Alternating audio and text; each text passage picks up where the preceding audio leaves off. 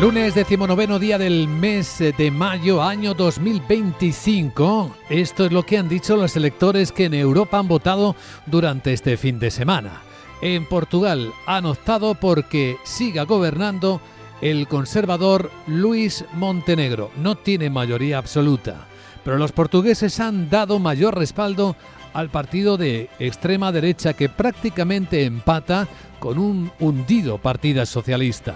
En Rumanía, sorpresa porque el candidato centrista Nicusor Dan ha logrado, el alcalde de Bucarest, ha logrado mayoría para gobernar frente al candidato antieuropeísta. Mientras que en Polonia, la final de las presidenciales, de las elecciones presidenciales, que será el 1 de junio, va a ser un cara a cara entre el europeísta y candidato de Donald Tusk, el señor Trzaskowski, con el antieuropeísta, candidato de extrema derecha, Nawrocki. Las cosas van a estar muy disputadas en Polonia. Bueno, pues esta escena clarifica en parte la política europea, solo en parte. La política europea sigue muy encendida. Hoy, entre las noticias de la mañana, destaca la prensa europea cómo Alemania hace un cambio histórico, ya no va a renunciar, abandona su posición a la energía nuclear y se acerca, por lo tanto, a la posición francesa, lo que deja a España aún más aislada en un plan que ya nadie tiene en el mundo de cerrar las centrales nucleares activas. En la escena política, hoy ofreceremos análisis en clave de inteligencia económica a las 8:10, 7:10 en Canarias, con la ayuda de nuestro invitado capital, el profesor de la Complutense Miguel Ángel Benedicto, y luego entraremos en la gran tertulia de la economía con Julián Salcedo, Rafael Ramiro y Manuel Moreu para dar contexto al resto de las noticias del día, que traen por el lado económico, por un lado, los datos de China, los oficiales, decepcionantes en una buena parte, en particular las ventas minoristas, que aunque crecen a un ritmo del 5,1%, es menos de lo esperado, como la inversión en activos fijos, que crece un 4%, pero también con menor ritmo del que se esperaba o necesitaba. Solo ha salido un poquito mejor la producción industrial, 6,1%, aunque es verdad que también viene desacelerándose. El paro baja ligeramente del 5,2 al 5,1%, y lo que sigue muy vulnerable en China es la inversión inmobiliaria. Caída en los 4 meses que llevamos del año de más del 10%. Una caída de dos dígitos que cuadra perfectamente con la caída de las ventas de casi el 3%, y los propios precios, que en términos interanuales están un 4% más bajos que hace un año. Esa es la realidad económica en China. Mientras que en el resto de los mercados, el mayor impacto, y se está notando ahora mismo en los futuros de las bolsas americanas, es la decisión de Moody's de retirarle la última AAA que le quedaba a la deuda americana. Ahora ya se ha quedado en AA1. El secretario del Tesoro, Scott Bessent, en las múltiples declaraciones que ha estado haciendo en las últimas horas en la televisión, insiste en que esto de Moody's pertenece al pasado. Es un indicador atrasado. Habla del enorme gasto y aumento de déficits del predecesor Joe Biden. Por cierto, Joe Biden, del que se habla mucho hoy tras reconocer que padece un cáncer de próstata muy agresivo.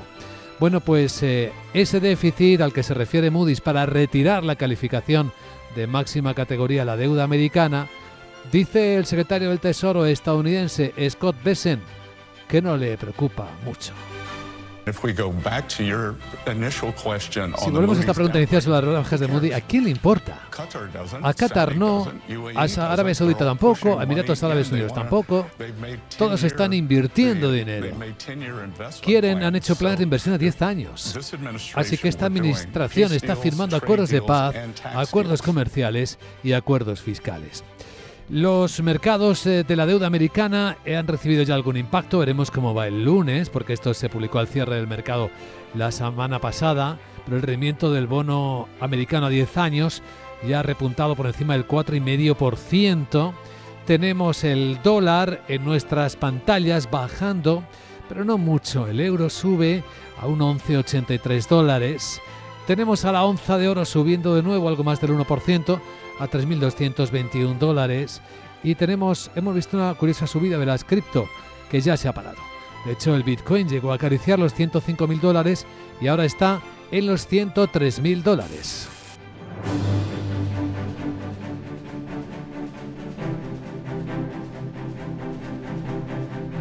Y en el foco central, la guerra de Ucrania. Hoy veremos cómo el canciller alemán Friedrich Merz ha confirmado, junto con los líderes de Francia, Reino Unido y Polonia, van a hablar con Donald Trump, con el presidente de Estados Unidos, antes de que éste llame al presidente ruso Vladimir Putin. Y después Donald Trump hablará con el presidente ucraniano, con Volodymyr Zelensky, para intentar poner fin al derramamiento de sangre. En el país también ha adelantado que luego pues tratará con varios líderes de la OTAN, aunque no ha mencionado cuáles. Merz, también y Macron ya conversaron junto con Zelensky el viernes con Trump, mientras que Rusia y Ucrania negociaban en Estambul, pero sin que la parte rusa aceptara ese alto el fuego, sin condiciones previas. El enviado especial de Estados Unidos para la paz en la zona, Steve Witkoff, destaca que solo Trump puede conseguir ese alto el fuego.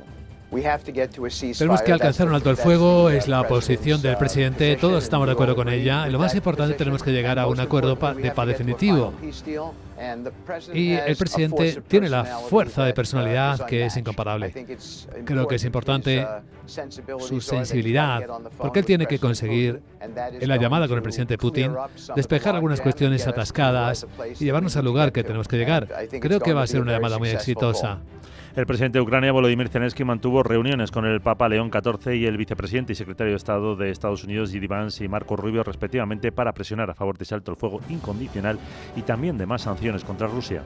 Más reuniones. Ya hemos visto algunas durante el fin de semana, durante el primer acto del pontificado del nuevo Papa, encuentros de J.D. Vance, el presidente de Estados Unidos, con la presidenta de la Comisión Europea, Ursula von der Leyen, con la presidenta italiana, Giorgia Meloni. Van a seguir hablando de las claves comerciales y hoy lo harán el Reino Unido y la Unión Europea en su primera cumbre después del Brexit. Se prevé que sea una cita llena de dificultades para acercar posiciones de cara a lograr un acuerdo sobre diversos asuntos como comercio y seguridad.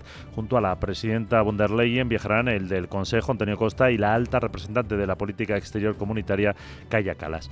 Reino Unido busca negociar un acuerdo sobre productos alimenticios, así como el proceso de control de pasaportes para los turistas británicos. En la Unión, a cambio, podría aceptar una propuesta comunitaria de movilidad juvenil. También abordarán medidas sanitarias y fitosanitarias, seguridad e inmigración. Y ahora vamos a escuchar las primeras palabras de los protagonistas de las elecciones del fin de semana en Europa, tanto en Polonia, en Rumanía o en Portugal, donde el conservador Luis Montenegro las ha vencido sin mayoría absoluta y a pesar de los escándalos.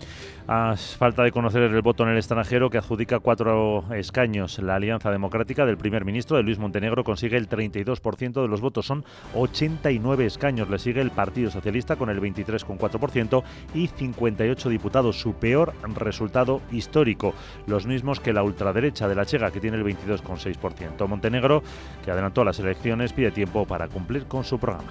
O povo português deu voto de confiança ao governo que está em funções, deu voto de confiança ao primeiro-ministro que coordena o trabalho desse governo e disse que o alinhamento principal da ação do governo deve ser o programa que a AD apresentou a sufragio. Así se constata un retroceso de los partidos de izquierda, 69 asientos ahora frente a los 92 de la legislatura anterior, la derecha 156. La consecuencia inmediata, la dimisión del líder socialista Pedro Nuno Santos, que ha perdido 20 parlamentarios.